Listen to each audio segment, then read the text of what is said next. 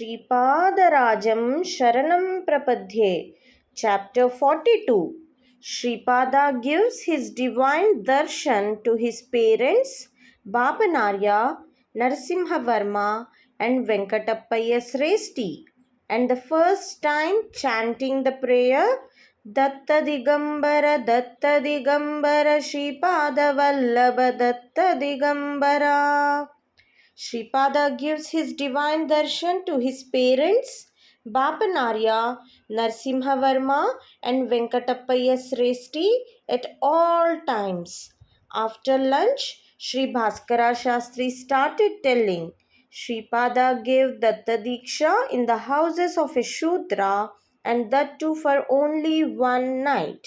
He also did away with the worship that was normally prescribed in the rules of a typical Diksha. He only tied a thread around the wrist of devotees and made them only sing bhajans. The Brahmins in Pitikapuram thought that it was all contrary to what was written in the Shastras. They also took objection to Sripada declaring himself as Datta, and that if they remembered him, his devotees' troubles would vanish. They thought all these statements were ridiculing the Shastras. All the Brahmins unanimously resolved to submit the matter to the Shankaracharya and to expel Sri Bapanarya and Sri Appalaraja Sharma from the Brahmin caste. However, in the meantime, the sudden disappearance of Sripada became a matter of discussion.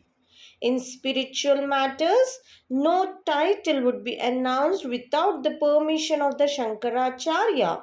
So they thought that it would be a treason against divinity to declare a boy who was not even 16 years of age as an incarnation of Lord Datta himself. Some Brahmins who were hypocrites came to the house of Sri Bapanarya to express their sympathy. No one in the house was sad because of the disappearance of Sripada Srivallabha. To top it all, Sri Bapanarya said, "Now Datta is flourishing very remarkably.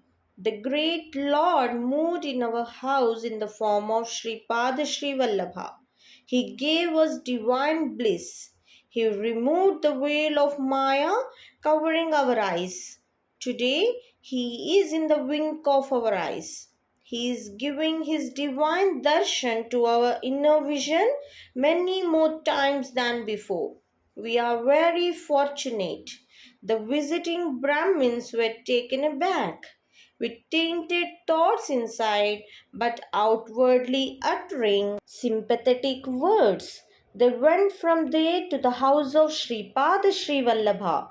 There, Sumati Maharani, Sri Appalaraja Sharma, and the brothers and sisters of Sripada were all extremely happy. Sri Appalaraja Sharma affirmed, "Previously, we had lot of anxieties about Sripada. Our minds are now relieved. As soon as we think about him, he is appearing before our mental eyes. He is talking with us with a gross body as soon as we wish. Our births got fulfilled because we happen to be the parents of Lord Datta himself. We are having unprecedented happiness. The circumstances there were quite contrary to the expectations of the Brahmins." Sri Venkatappayya Sresthi said, "O noble Brahmins, previously we were spending only a few hours with Sripada.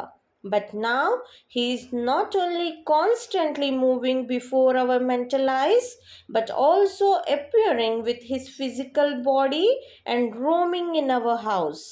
Sri Narasimha Varma said to the Brahmins, "The veils of Maya which shrouded our eyes are now removed. The great Lord, who is an eternal revealer, rejoicer of divine delight, is moving in our house.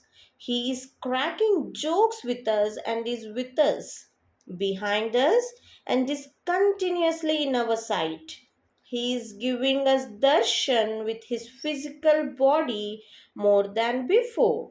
These matters were conveyed to the sannyasi in the Kukuteshwara temple. Agitation started in the bosom of the sannyasi. He thought Sripada clearly proclaimed that he was verily Lord Datta himself and has now disappeared, not mentioning the name of any other deity. Sripada mentioned himself as Sri Dattatreya, who is the deity worshipped by him. Sri Dattatreya probably incarnated in the form of Sripada Srivallabha. If his incarnation is true, then it would be equally true that I will face difficulties in the future. Lord Datta is of strange nature. He will bring difficulties to me, see the fun, and will rescue me only after my total surrender. That is his nature.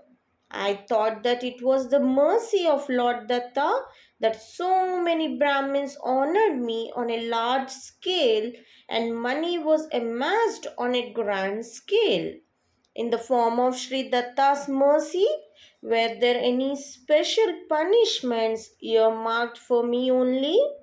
Lord Datta knows my hankering for name, fame, and money. The Brahmins who followed me were also after money. There was no spiritual power to me or to these Brahmins. Datta Dikshas were designed only to attract money. In case their desires did not get fulfilled, those who undertook these dikshas will think that it was their failure in due observance of diksha. If their wishes got fulfilled, they will believe it was the result of the diksha. Is not Sripada going to push me into troubles through some strange and peculiar procedure? Thus the sannyasi shivered with fear. In the meantime, an old Brahmin came to the Kukuteshwara temple. He said that his name was Narasimha Khan and that he belonged to the lineage of sage Kashyapa. He mentioned that he came from the region of Maharashtra, especially for the darshan of the great Lord Kukuteshwara. He added that he heard that a Paramahamsa Parivrajaka was giving Datta Dikshas there and that he came there to have his darshan. He secretly carried many varahas near his waist. He offered all those coins as dakshina to the sannyasi. Upon receipt of the money, the sannyasi was filled with immense joy. At the time of initiation, the sannyasi asked the old Brahmin to stretch his hand so that he can pour water from the kamandalu. The Brahmin stretched his hand. Along with water, a scorpion fell into his hand. Then the tone of that Brahmin turned stubborn. He said, "You poured water into my hand and asked me to drink? What a wonder! The fruits of your tapas earned by you from so many years are now solemnly endowed to me. I am bestowing them in turn to Pitikapuram." The sannyasi was wonderstruck. The old Brahmin disappeared in a moment. Suddenly, a Brahmin cried that he was bitten by a scorpion. That Brahmin was one among those who took Diksha from the sannyasi. As an antidote for the scorpion bite, an incantation was applied on the Brahmin. However, his pain did not subside. Various mantras were chanted, but there was no improvement. A water ritual to the Kukuteshwara idol was performed. A large quantity of camphor was lit. The Brahmin fainted. Foam came out from his mouth. It was confirmed that he was bitten by a snake and not by a scorpion. Some people noticed that along with the water from the Kamandalu, a scorpion fell into the hands of the old Maharashtrian Brahmin. Therefore, some people said that the scorpion might have bitten the Brahmin. God only knows what sort of rumors originate, how quickly they circulate and involve people in troubles in Pitikapuram. Some people were suspecting that the sannyasi who gave those Datta Dikshas was mainly responsible for the non reduction of the Brahmin's pain from the scorpion bite, in spite of the performance of the water ritual to the Kukuteshvara idol and camphor arati to the self manifested Datta. Instead of coins offered by the old Brahmin from Maharashtra, pieces of coal were there. The heartbeat of the sannyasi started palpitating with fear that Sripada Srivallabha might have come in this fashion to punish him. A strange rumor spread fast in Pitikapuram that there was a kind of art known only to the Koyas and Chenchus who move in hills and dales and who were well versed in mantras and tantras. That the sannyasi applied that art on the Brahmin. That according to this art, a ghost would emerge from water in the shape of a scorpion, that after biting someone, that scorpion would change to be a serpent, that the moment it would change to be a serpent, foam would come out of the person bitten by the scorpion, that the serpent would transform itself to be a ghost after some time, that after the serpent would have changed into a ghost, the person bitten by the scorpion would start jumping madly, that the ghost, after some time following the wish of the person releasing it, would enter into the houses of others, and that it would steal money from the houses, and that it would submit the money to its master. The poor sannyasi did not know that this Pitikapuram was the hometown of all rumors. The Brahmin who was vomiting foam got up after some time. He kept jumping due to some kind of pain in his stomach. Rumors spread that he would change into a devil after some time. It was suggested that everyone should write, "Oh, devil, come tomorrow," on their houses, and on seeing that writing, the devil would depart, and this affair would repeat every day like this on account of this writing. People were cautioned that if the devil enters into the house, it would steal and take away money from the house. All the Brahmins who were supporting the sannyasi so far abandoned him and went to their houses. With no exception, be it a Brahmin, Kshatriya, or Vaishya house, the words, "Oh devil, come tomorrow," were written with charcoal outside their houses. A farmer named Venkaya arranged for a town-wide proclamation by drumbeat that a pot filled with coal should carefully be placed in the houses of all Shudras, and by this the devils sent by the sannyasi would not steal money from Shudra houses. After some time, the Brahmin who jumped madly with pain recovered. In the meantime, a farmer approached the Brahmin in the Kukuteshvara temple and said, "Sir, our caste chief Venkaya wanted to give you the mantra akshatas given by Sripada. You will become healthy from the efficacy of those mantra akshatas." Then the Brahmin thought, "Now that the ailment abated, I may, as per the rumors that are in circulation, at any moment really become a devil. This person is telling me to take the mantra akshatas from a Shudra's house.